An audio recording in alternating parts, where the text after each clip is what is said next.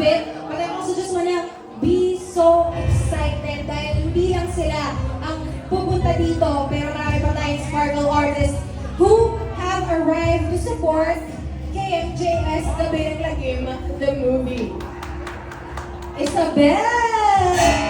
Dressed for the part! Welcome, welcome! Ayan, interview lang kita a little bit. Hello? How are you? So, ito, okay.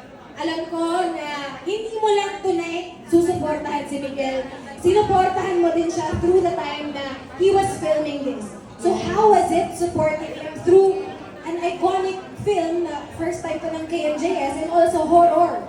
Ako, excited ako kasi ang dami kong stories na naririnig kay Miguel first hand, like, at habang nangyayari yung mga eksena, and talagang pinasabi ako ni Miguel, and sabi namin na talagang totoong nakakatakot ang KMJS Gabi ng Lagim. Kaya sobrang excited ako, not just for Pochong or yung episode ni Miguel, pero for the rest of the movies din.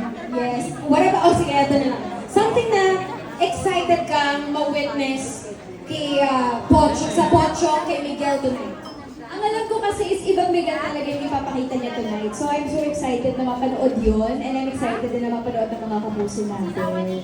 I'm so thankful na you're here to support not just Miguel, but the entire KMJS team. Thank you so much.